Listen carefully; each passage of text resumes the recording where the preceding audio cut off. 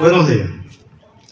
En nombre del ciudadano alcalde Raciel Rodríguez y del Instituto Municipal de Cultura Pedro Muñoz, la cual presido, le damos la cordial bienvenida a los descendientes de la generación del 28, así como a la Academia de la Historia y las diferentes asociaciones religiosas.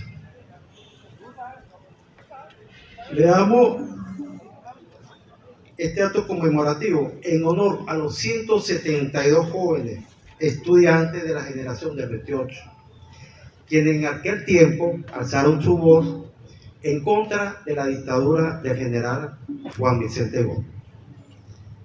Por ese motivo, ellos fueron perseguidos, encarcelados y trasladados de Caracas a este hermoso pueblo de Araira, de la parroquia Bolívar. De igual forma, quiero darle gracias a la Academia de la Historia, presidida por el historiador René García Jasper y a su equipo, porque tuvieron la iniciativa y a través de su gran archivo histórico pudimos realizar este acto. Muchas gracias y bienvenidos.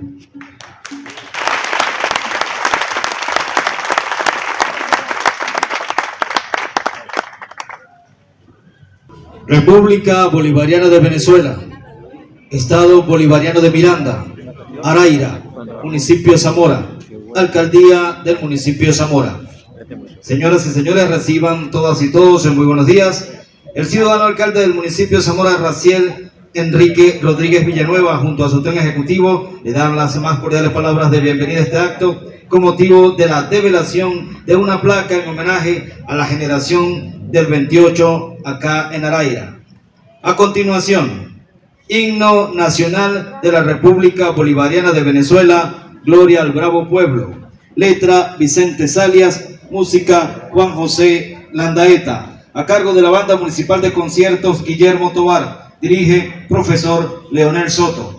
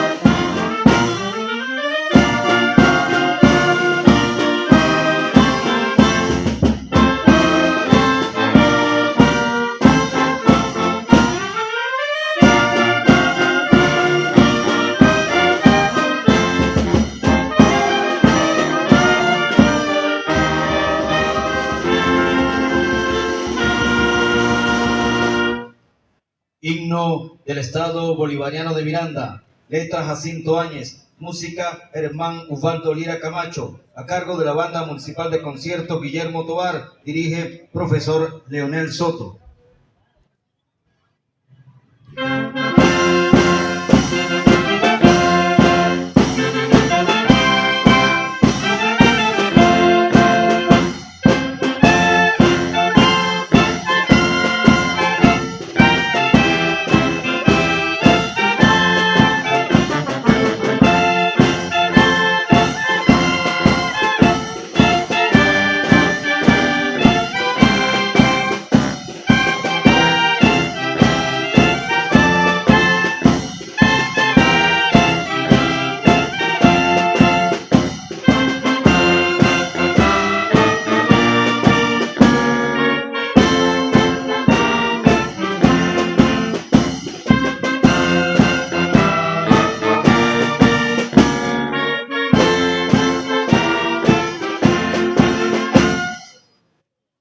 Himno del municipio Zamora. Letra Rafael Borges. Música Pedro Muñoz. A cargo de la Banda Municipal de Conciertos Guillermo Tobar. Arreglos profesor Luis Berroterán. Dirige profesor Leonel Soto.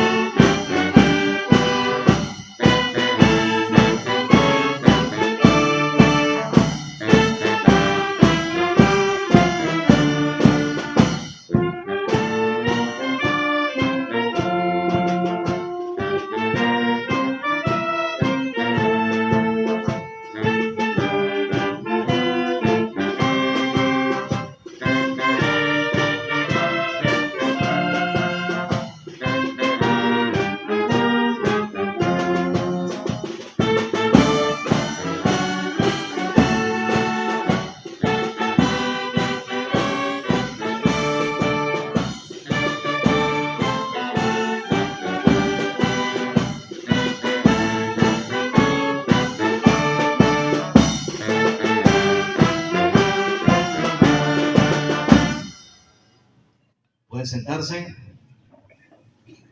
Sean todas y todos bienvenidos a este acto. Bienvenido el alcalde del municipio de Zamora, ciudadano Raciel Rodríguez.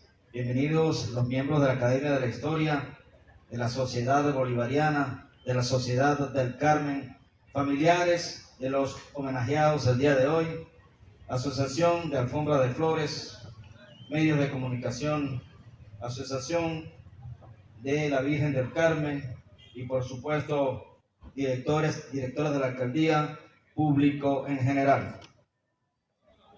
A continuación vamos a deleitarnos con un conversatorio dirigido por las profesoras Nelly Pitol y Rachel City Pitol.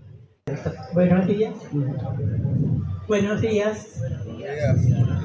Disculpen la demora, pero es que estas sillas me incomodan, tengo fractura en la cadera y necesito que esté realmente plano. Me encanta ver a alguien con la boina azul. Fue mayor, Marco fue mayor, el que está allí con la boina, es uno de los descendientes. Bueno, yo desciendo, al igual que Nelly, de personas de aquí de Araira, cuando estos jóvenes fueron traídos para Araira. Por supuesto, la plaza no existía, ni la iglesia, pero estos jóvenes recibieron ayuda de muchas señoras del pueblo. Releyendo el libro de Jesús María Sánchez, que lamentablemente no se encuentra entre nosotros en estos momentos, sobre documentos de la colonia Bolívar, menciona una de las protestas de los jóvenes que se sentían, digamos, maltratados en cuanto a la alimentación. Y ahí me planteé la pregunta: ¿qué pasaba entonces con el alimento que las señoras de Araira, entre ellas nuestra antepasada, hacían los famosos tallarines italianos y los enviaban aquí a las casas donde ellos estaban confinados? ¿Por qué no les daban esos tallarines? Pocas veces se lo daban y ellos los dejaban fermentar para convertirlos en una especie de whisky, de ron. El ser humano siempre ha buscado la manera de crear alcohol como para disipar las penas. Y contaba mi tío Demetrio, que era un zagaletón, ahora los llamamos adolescentes. A él lo enviaban con un ollón, con estos tallarines, al igual que hacían otras señoras. Yo sé realmente la parte de mi familia que me explicaban esto. Y lo entregaban a los comandantes, a la gente que estaba encargada de eso. Obvio que si esos tallarines eran como los que hacían cuando yo era pequeña, eran demasiado sabrosos y se los deben haber comido ellos, y darle basofia a los muchachos, porque los muchachos eran un estorbo.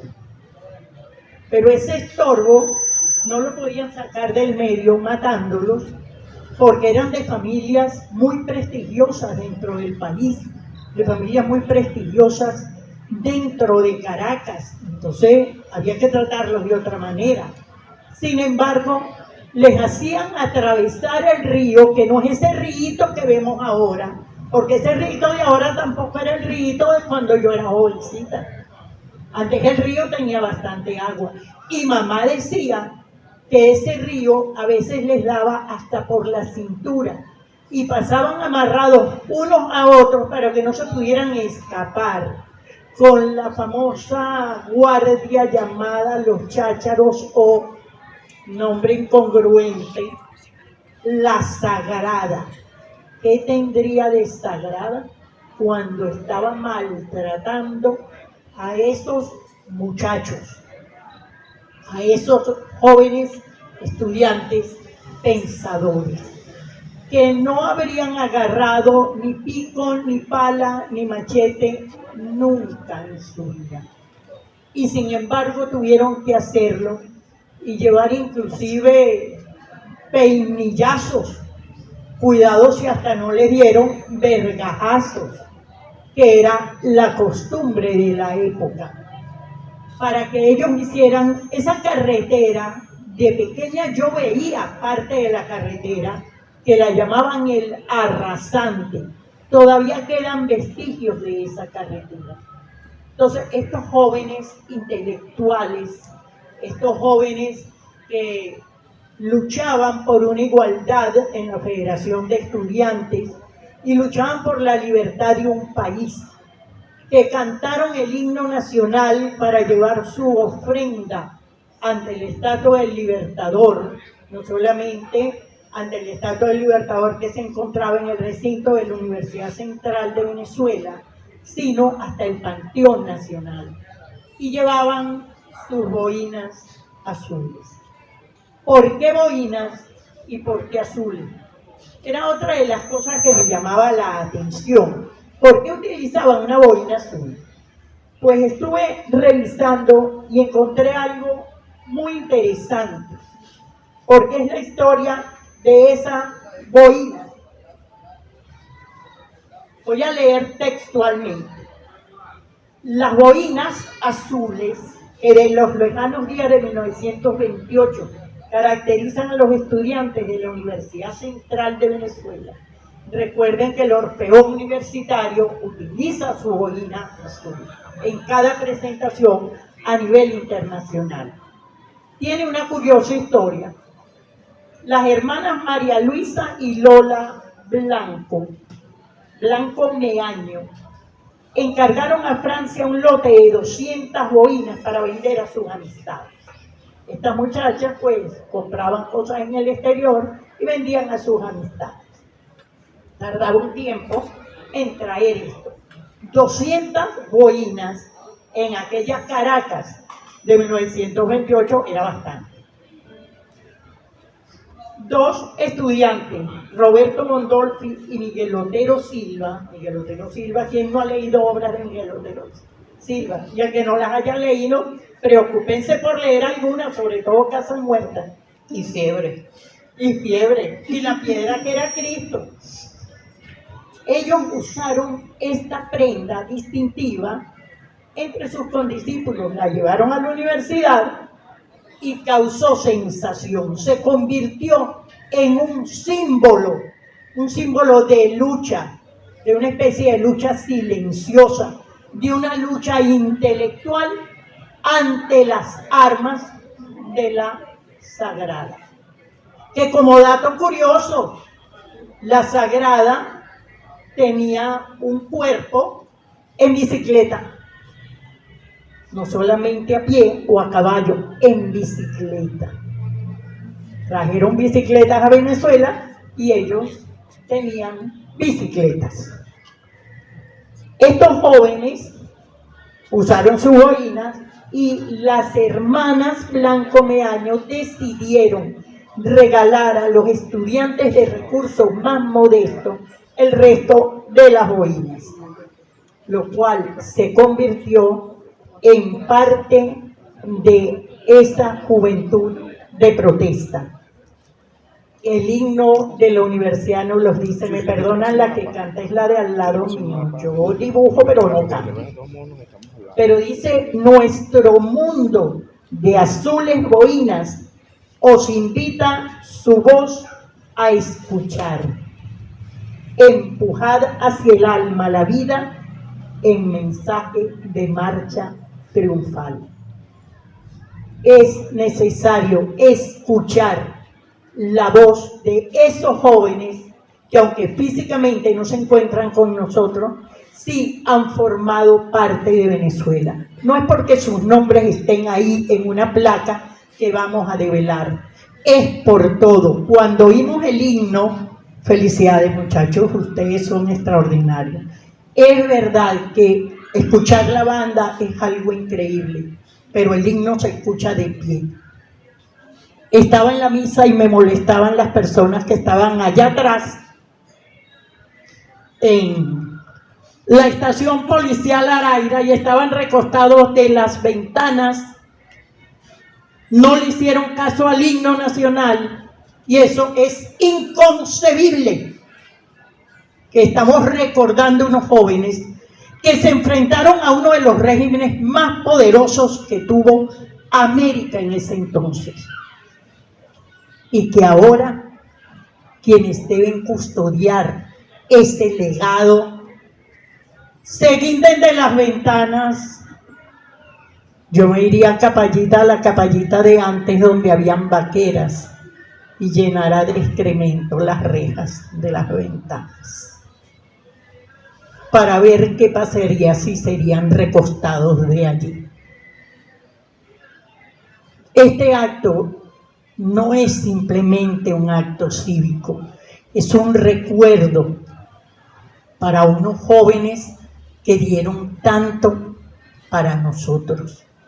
No les conocimos, solamente los registros que hay, fotografías de la rotonda, fotografías de las pinturas. Voy con las pinturas que me encantan, que Tancredo Pimentel dejó para demostrar de qué manera eran tratados en el Castillo Libertador. Y aquí, bueno, aquí dejaron un versito, según contaba mi tío Demetrio, y no sé si me permitirá la audiencia que lo diga.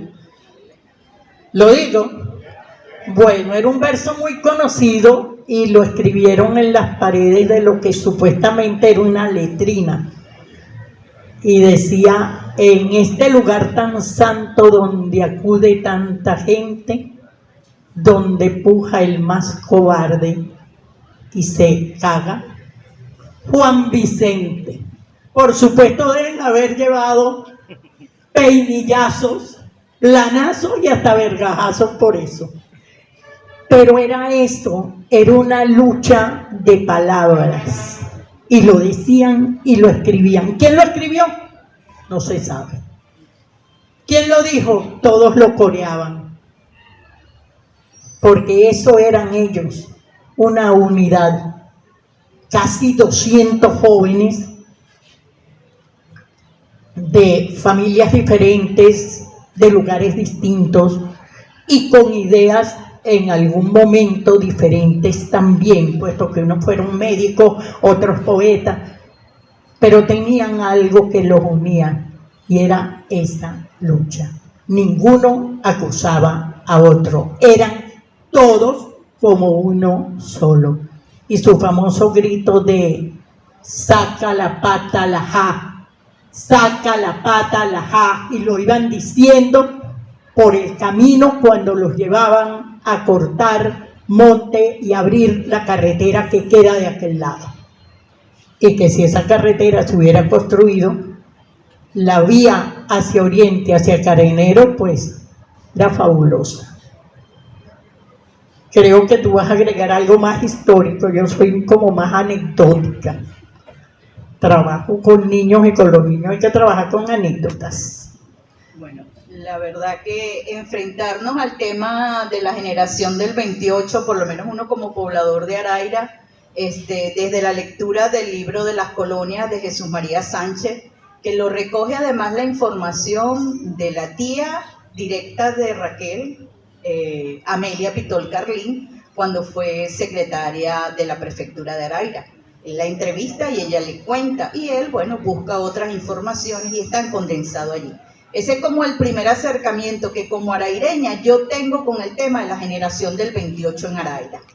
Después en la universidad me tocó en algún momento hacer un poquito de trabajo y con un amigo que lo vi por ahí, que no sé si está, que es Carlos Izquiel, siempre tuvo la inquietud de que se realizara un monumento en Araira para enaltecer esa juventud de la generación del 28.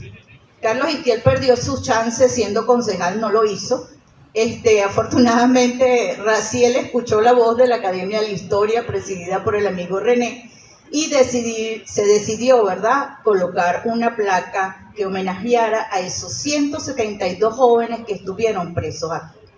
Estos 172 no son los mismos que estuvieron en la Semana del Estudiante del 6 al 12 de febrero del 28, sino que son aquel grupo de jóvenes que se fueron sumando a lo largo de esa lucha que mantuvieron los estudiantes de las universidades y otros jóvenes contra el régimen de Juan Vicente Gómez.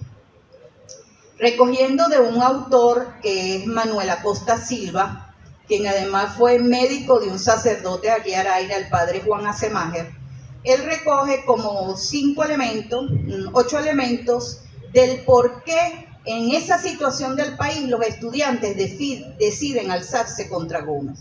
Él dice, Venezuela vivía un estado de terror. Es la primera afirmación que hace Miguel Acosta. La segunda dice, arbitrariedades sin fin. Por ejemplo, el liquidador de una quiebra no informó al gobernador de la misma y fue puesto preso. Un periodista de sociales no mencionó la presencia de Gómez en el balneario de Macuto y fue preso a la Rotunda. Los chácharos azotaban constantemente a la ciudadanía y además Gómez tenía espías disfrazados de empleados de sanidad, calamidad ciudadana, así lo cita Miguel.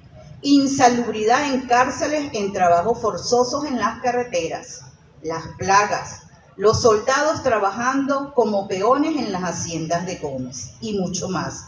Dice que toda esa situación hace que en esa Semana del Estudiante, que realmente era para recaudar fondos para una actividad, se convirtiera en la efervescencia a través de los discursos de Rómulo Betancourt, un guatireño, y Jovito Villalba, además de los versos de Pío Tamayo, en el culmen para iniciar lo que fue la lucha de esos estudiantes en la generación del 28.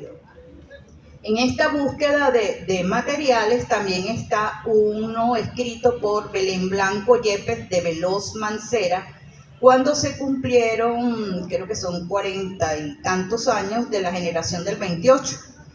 Y ella menciona en ese trabajo muy interesante la crónica de cómo las madres, las novias, las hermanas acompañaban en ese recorrido desde Caracas hasta Araira a esos estudiantes, cómo buscaban de darles café, de darle algo de comida, y cómo inclusive uno de los chácharos los engaña en la llegada a Guarenas, que iban a pernotar ahí en la noche para continuar el día siguiente. Ellas le dicen que a qué hora van a salir para dirigirse al destino final.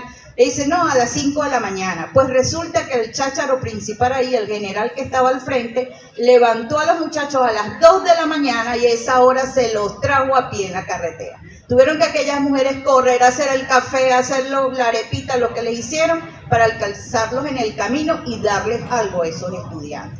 Entonces, estos son elementos que uno va encontrando en esta búsqueda de este material bibliográfico, y que desde la academia el profesor René está preparando un tríptico, una cosa bien sencilla, pero para dirigirlo a todos los estudiantes de nuestras comunidades.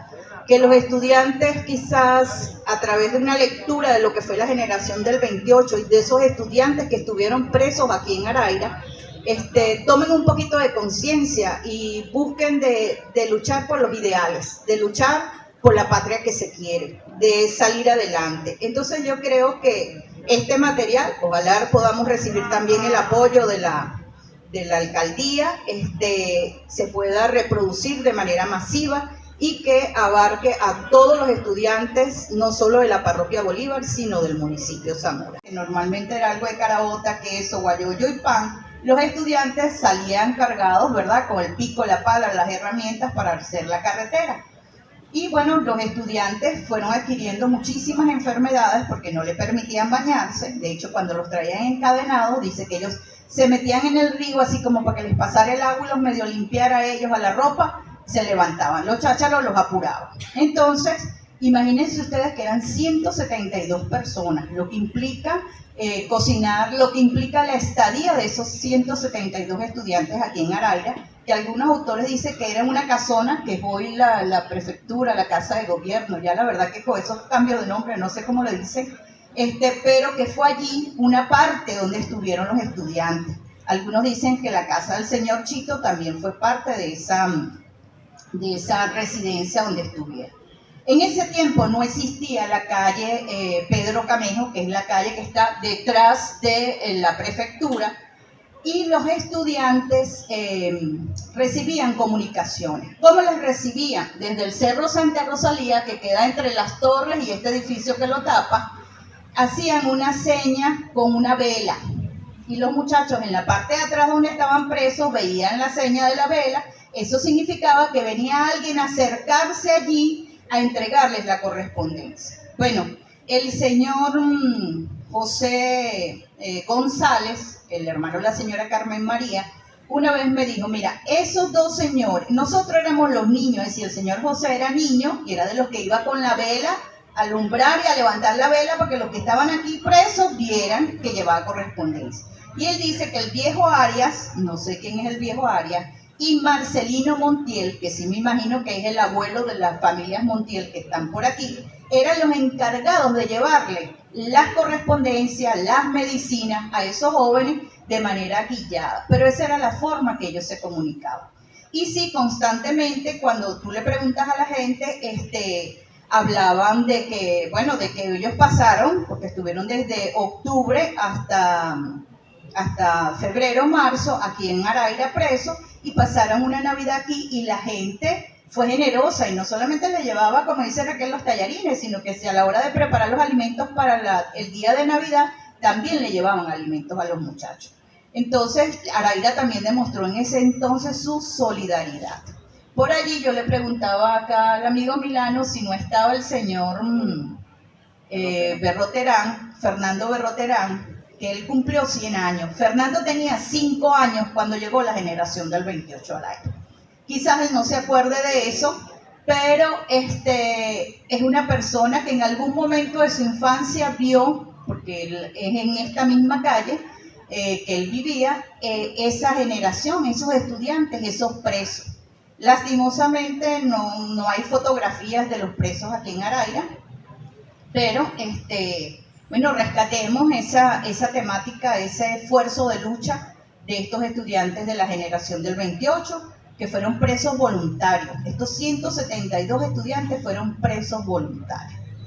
Y bueno, yo no voy a decir más nada, por allí hay algunos de los descendientes, está el profesor Marco Fuenmayor, está Alicia, ¿no?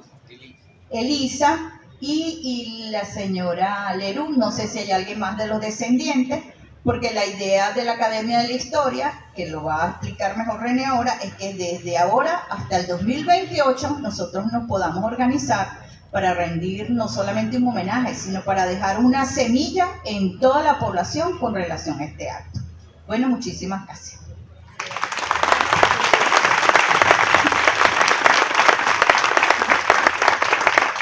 Ya que mencionaste la correspondencia, ellos recibían entre la correspondencia algunos escritos que salían publicados en la prensa, pero también recibían cartas de sus madrinas. ¿Quiénes eran las madrinas? Eran jóvenes, chicas, conocidas de ellos, que ellos habían nombrado como su madrina lírica y de la cual recibían cartas con versos, con apoyos de aliento, y este tipo de correspondencia pues también estaba vetado por el gobierno del general Gómez, y sin embargo le llegaban. No podemos olvidarnos de un sacerdote, el sacerdote de Guatire, Araira. Les recuerdo, no había iglesia ni sacerdote en Araira para ese entonces, eran las colonias, pero en Guatire el padre Soto, posteriormente el padre Soto pues fue Monseñor Soto, pero el padre Soto les traía escondido bajo la sotana correspondencias familiares, periódicos, todo esto que podía alentarlos en su lucha. Y claro, al padre no lo registraban, y entonces ya estaban molestos los chácharos, los jefes de los chácharos, de porque este padre venía con frecuencia, y él venía con frecuencia a darles aliento religioso, a escuchar su confesión, etcétera, etcétera, y en verdad a lo mejor sí lo hacía, pero también les entregaba correspondencia. En una ocasión fue increpado que, claro, que se escondía debajo de esas faldas que llevaban, los sacerdotes usaban la sotana, y él se la arremangó y le dijo: debajo de estas faldas hay pantalones. No lo molestaron más. Pero entonces vemos que personas de distintas esferas sociales, como podía ser un sacerdote, estaban a favor de proteger, cuidar, ayudar y ser solidarios con estos muchachos. Vamos a cerrar, o voy a cerrar yo, con esa frase que levantó Ronchas, que era del poeta Pío Tamayo, que aunque no era estudiante, fue invitado a hablar en el acto de la coronación de Beatriz I, Beatriz Peña, y él dijo: no, majestad, he llegado hasta hoy. El nombre de esa novia se me parece a vos. Y entonces gritó: me han quitado mi novia, y el nombre de esa novia es libertad. Esto fue el colmo para el gobierno gómezista. Gracias.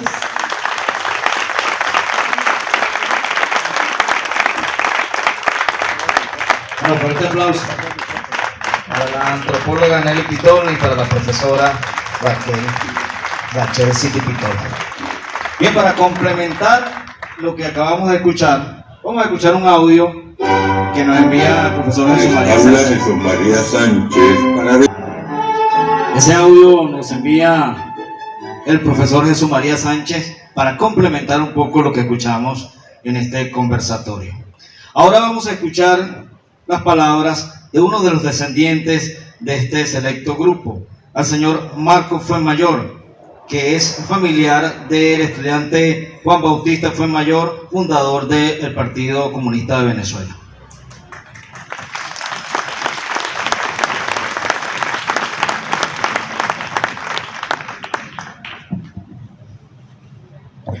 Bueno, es muy satisfactorio estar en esta ocasión recordando a los héroes de la generación de 1928.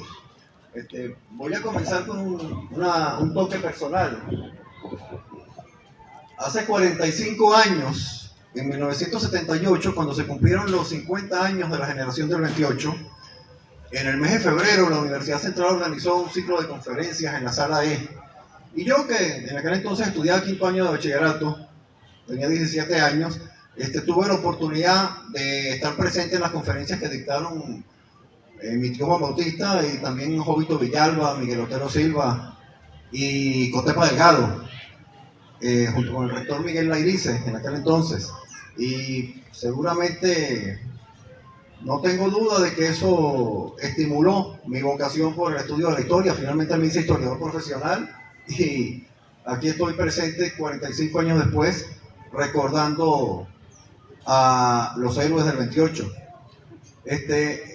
También es muy satisfactorio para mí que con un lustro de anticipación nos estemos preparando, iniciemos la preparación del centenario de los acontecimientos de 1928.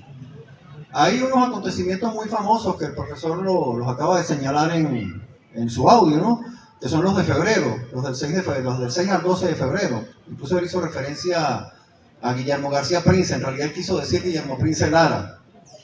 Sí. Pero hay otros acontecimientos menos conocidos, como son las manifestaciones de octubre, que dieron lugar a otra nueva ola, a una racia de encarcelamientos, y que fue cuando trajeron a los 172 estudiantes a las colonias de Araira. Hecho que está reseñado en algunos testimonios, uno de ellos, una autobiografía inédita de Juan Bautista Fuenmayor, pero el capítulo referido al traslado para Araira, él le dio tanta importancia que lo reprodujo fielmente, totalmente, en la obra 20 años de política. Allí aparece toda una descripción desde que los sacaron de la rotunda y los trajeron caminando hasta Petare, y luego de pernoctar vinieron caminando hasta Guatire, y aparece el despertar de madrugada, ¿no? Para evadir la solidaridad de las familias guatireñas. La admiración que despertaron los estudiantes del 28 en un momento en que el país parecía totalmente dormido, totalmente le habían tirado una lápida encima para que soportara los rigores de la dictadura. Fue de tal magnitud que otro de mis tíos, en aquel momento era un niño de unos 12 o 13 años, ¿no? Y sintió tal admiración por su hermano que él, con pantalones cortos, porque a esa edad todavía no habían alargado los pantalones, a mi tío Guillermo, Fuenmayor Villasmil, él acompañó la marcha de los estudiantes hasta Petare, desde el centro de Caracas hasta Petare, y luego se devolvió para su casa, él solito, el niño. En realidad los sucesos del año 28 parten en dos la historia de Venezuela. ¿En qué sentido? Porque las periodificaciones en la historia son muy arbitrarias y responden a muy diferentes criterios. Pero lo que pasa es que en el 28 el escenario de las luchas políticas se traslada del campo a la ciudad. La dictadura de Gómez estaba acostumbrada y estaba entrenada para reprimir alzamientos rurales, las invasiones de Arévalo Cedeño o el intento de desembarco de Román Delgado Chalbó en Cumaná.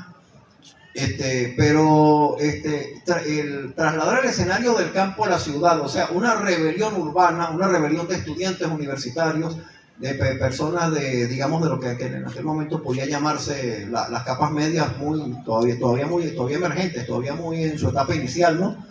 Era en realidad algo inédito para la dictadura, o sea, no era lo que ellos conocían. Este incidente en el cual hicieron presos a Rómulo Betancourt, a Jovito Villalma, a Guillermo Prince Lara y a Pío Tamayo, y creo que también estuvo un cuarto allí que lo mencionan poco, que es uno de los Gabaldón, Joaquín Gabaldón Márquez, justamente. Sí. Este incidente de que los hicieran presos a ellos y que los estudiantes masivamente se presentaran en la prefectura para entregarse en solidaridad con sus compañeros, eso era algo inédito para el gobierno de aquella época. O sea, lo normal era que hubiera resistencia armada, que hubiera controversia y que yo con mi superioridad te aplastara. No que viniera alguien con una resistencia moral, con una resistencia pacífica, a decir, hágame preso a mí también, porque yo estoy en plena consonancia con mis compañeros presos, ¿no? Entonces realmente el cambio del escenario de las luchas políticas parte en dos la historia de Venezuela. A partir de ese momento ya Venezuela será más urbana que rural, al contrario que hasta ese momento había sido más rural que urbana. En el censo de 1941 fue el último en el cual la población rural superó a la población urbana, y en el de 1950 fue el primero en el cual la población urbana superó a la población rural. Bueno, ya en este antecedente de 1928 se vislumbra lo que va a pasar en 1936, después de la muerte del dictador, cuando hay una especie de destape, como dicen en España, y la organización de partidos políticos y de organizaciones sociales, de sindicatos, va a dar pie a todo el desarrollo que hubo a partir del año 36. Esta semana de octubre es significativa para los que recordamos el año 28. porque el 4 de octubre se cumplió el aniversario del nacimiento de Pío Tamayo, quien después de las jornadas del 28 fue preso al castillo de Puerto Cabello y estuvo preso como hasta unos pocos meses antes de su muerte de tuberculosis, ¿no? En el año 35 lo liberaron para que fuera a morirse a su pueblo, el Tocuyo. Y este 6 de octubre conmemoramos el traslado de los estudiantes presos a las colonias de Araira, hecho que debe ser visibilizado y debe ser debidamente divulgado, ¿no? No para opacar lo que pasó en febrero, sino para darle su justo valor a todos los movimientos de 1928 y 1929. A raíz de los movimientos del año 28, en el 29 hubo una gran cantidad de acontecimientos en Venezuela. Hubo el asalto a Curazao, el intento de desembarco de Cumaná, hubo otra de las invasiones de Arévalo Cedeño. O sea, se movilizó a la sociedad, a la población. Y luego, claro, vino una especie de letargo hasta que murió Juan Vicente Gómez, ya todavía en 1930, en diciembre de 1930, con motivo del centenario de las fiestas, en realidad de la conmemoración de la muerte del Libertador, hubo también algunos movimientos estudiantiles, ¿no? Los estudiantes que estuvieron en el 28 en las colonias de Araira, algunos fueron liberados alrededor de año y medio después, y en diciembre del 30 volvieron a las andadas, no aprendieron la lección del padre severo que pretendió ser Juan Vicente Gómez. En todo caso, la lección que aprendieron fue la de reafirmar el civismo y el patriotismo y endurecer su espíritu para continuar en la lucha contra la dictadura. De manera que saludo esta iniciativa del Centro de Historia de Petare, de la alcaldía de acá de Araira, del municipio de Zamora. En realidad creo que Zamora es Guatire, ¿no? Y Araira forma parte de este municipio, ¿no? Sí. Y la Academia de la Historia pertenece acá al municipio de Zamora, ¿no? Sí. No, saludo esta iniciativa y pongo a disposición de esta conmemoración todos los modestos recursos que pueda aportar la Fundación Juan Bautista Fuenmayor en cuanto a información, documentación, bibliografía y todo nuestro mayor esfuerzo humano para que la gesta de los héroes de 1928 sea debidamente recordada y debidamente valorada por el pueblo venezolano. Muchas gracias.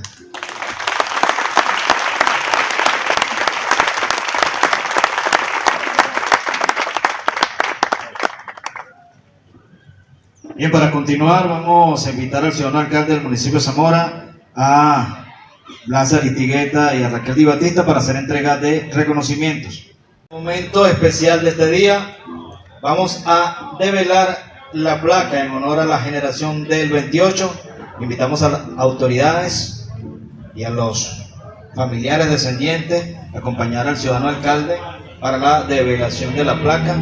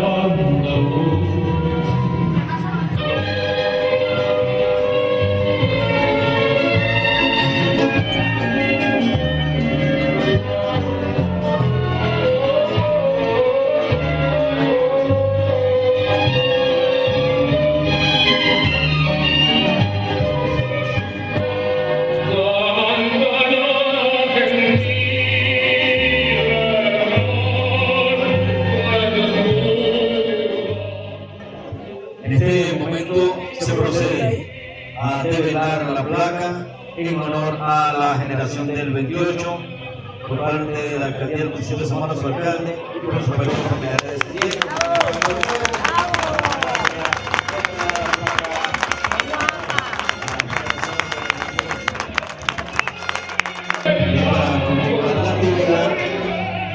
Invitamos nuevamente en representación de la Academia de la Historia y de la Sociedad Bolivariana del municipio de Zamora. Ahora sí, hablando de espalda a ustedes. Bueno, de verdad el acto me conmovió mucho, un acto sobrio, un acto muy bonito, un acto como el que se merecía esos héroes de la generación del 28. Muchas gracias a todos por estar presentes, por el esfuerzo que hicieron de venir, sobre todo sus descendientes que venían de Caracas. Aquí hay descendientes de los que colaboraron aquí cuando esos jóvenes llegaron primeramente dentro de este municipio. Las Barrancas, el pueblo de Las Barrancas fue muy solidario, fueron los primeros en darle agua, huevos sancochados, o sea, cosas que ellos pudieran comer en el momento.